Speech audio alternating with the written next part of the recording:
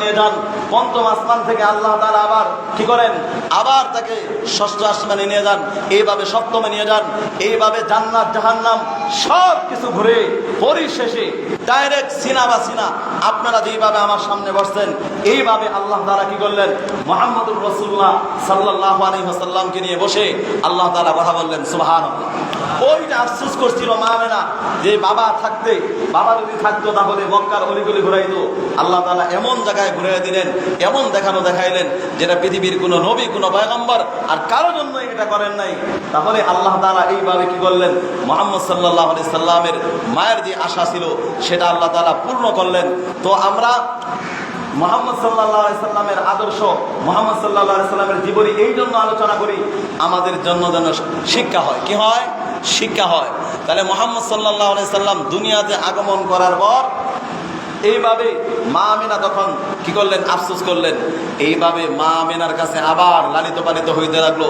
মা আমেনার কাছে লালিত পালিত হওয়ার মাত্রই 6 বছরের মাথায় মা আমেনা শেষ। 6 বছরে কে গেল না? মা চলে গেল। কে চলে গেল? মা চলে গেল। এর পরক্ষণে আবার কিছুদিন পর আবার চলে যায় তার দাদা আব্দুল মুতালিব। আব্দুল মুতালিব চলে যাওয়ার পর আবার কিছুদিন পরে চলে যায় তার আব্দুল মুতালিব চলে যায়। এরপরে তার চাচার কাছে লালিত পালিত হয়। এই চাচা সবচেয়ে বেশি নবী আলাইহিস সালাতু ওয়াস সালামের উপকার করে, কিন্তু ইসলাম ধর্ম গ্রহণ করে। বলে বিপদের সময় আপনারা দুনিয়ার মধ্যে দেখেন যখন কি হয়, বিভিন্ন মুসিবতের সম্মুখীন হন, একজন আরেকজনের বাসায়, একজন এক দেশ থেকে আরেক দেশে আশ্রয় নেয় কি নেয় না? নেয় না? তো এইভাবে মুহাম্মদ সাল্লাল্লাহু আলাইহি ওয়াসাল্লামের যখন বিশাল বিপদ চলতেছিল দাওয়াতের কারণে, আমি কিন্তু এখন মিলাদুন নবীতে নাই, এখন সিরাতুন নবী। পুরা জীবনটাই নবীর সিরাত, আর মিলাদুন নবী হলো আগের জীবনী। সিরাতুন নবীর কথা বলতেছি। যখন নবী আলাইহিস সালাতু ওয়াস সালাম দাওয়াত শুরু করলেন, কুলু লা ইলাহা ইল্লাল্লাহ, কাফেররা বলতে বলতে শেষবারের মতো বললেন যে শোনো, তোমার বাতিজারে সামলাও, তোমার বাতিজা যদি না সামলাও তাহলে অবস্থা খারাপ হবে। কয় এমন খারাপ হবে তাহলে দুনিয়ার থেকে শেষ করে দেবে। এই কথা আবু জাহেলের দলেরা সবাই ঐক্যবদ্ধ হয়ে যখন বলল, বলার পরে মুহাম্মদুর রাসূলুল্লাহ সাল্লাল্লাহু আলাইহি ওয়াসাল্লাম তার চাচার কাছে যখন আসলেন, চাচা বলে শোনো বাতিজা, আজকে আমার কাছে ওরা আসছে, ওরা সকলে এসে বলছে তুমি যদি এই দাওয়াত বন্ধ না করো, এটা যদি বন্ধ না করো তাহলে রাখবে না। তখন নবী একটা বক্তব্য ছাড়লেন, বললেন চাচা শুনেন, আপনারা যাই বলুন, আমি আপনারা বলি, আমার যদি আপনি এই আকাশের চাঁদটা যদি আমার এক হাতে এনে দেন আর এক হাতে যদি সূর্য এনে দেন, তারপরেও আমি যেই দাওয়াত দিই এক আল্লাহ, কুলু লা ইলাহা ইল্লাল্লাহ, তারপরেও আমি দাওয়াত বন্ধ করবো না। সুবহানাল্লাহ। কেমন নবী আলাইহিস সালাতু ওয়াস সালাম একা থাকা সত্ত্বেও কি সাহস! আর এই সাহস তখনই যখন আল্লাহর সাথে সুসম্পর্ক ছিল এবং আল্লাহ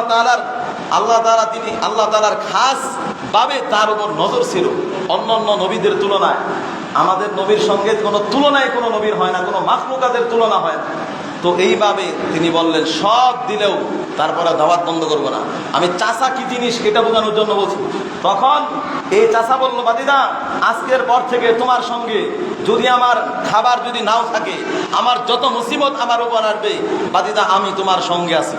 কে বললো? চাচা বললো। চাচা কি ইমানদার? চাচা মুসলমান হয়েছে? হয়নি।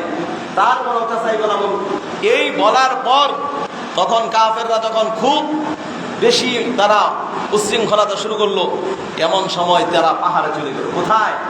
পাহাড়ে চলে গেল।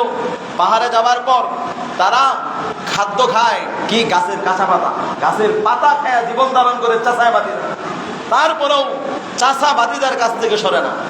আর দেখেন এইভাবে পরিশেষে চাচা তাকে কি করলেন, সব সময় সাহায্য সহযোগিতা করলেন। এবং এই জন্যই আল্লাহর নবী একটা হাদিস বললেন আম্মুর রজুলু সিন্নু আবি, চাচা বাপের মতো। চাচা কার মতো?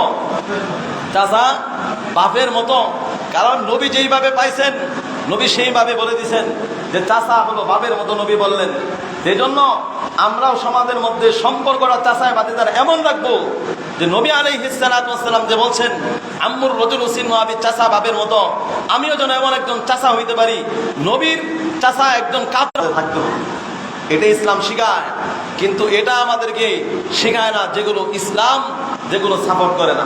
যেমন নবী দুনিয়াতে জন্মগ্রহণ করেছেন, নবী দুনিয়াতে জন্মগ্রহণ করেছেন, এখন এই জন্মগ্রহণ নবী করেছে, এখন অনেক মানুষ এই জন্মগ্রহণ করার পরে জন্মদিন পালন করে কি করে না? কথা বলেন।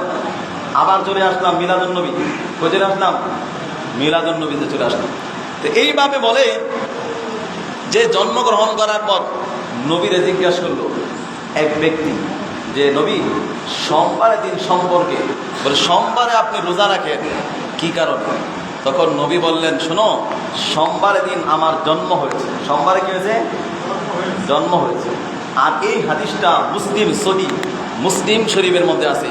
অপরদিকে এই হাদিসটা আপনার কাতাদা রাদিয়াল্লাহু তাআলা থেকে হাদিসটা নকল করে। একটা হলো সোমবারে এই জন্য নবী বললেন রোজা রাখি যে আমার জন্ম হয়েছে কি বারে? সোমবারে।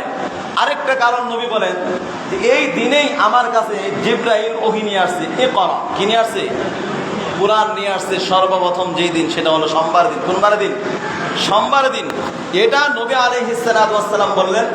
এবং নবী আলাইহিস সালাতু ওয়াস সালামের এই কথাটা আরেকটা কিতাবে এটা সত্য। এবং সোমবারের দিন নবী আলাইহিস সালাতু ওয়াস সালামের উপর ওহী নাজিল হয়, এটাও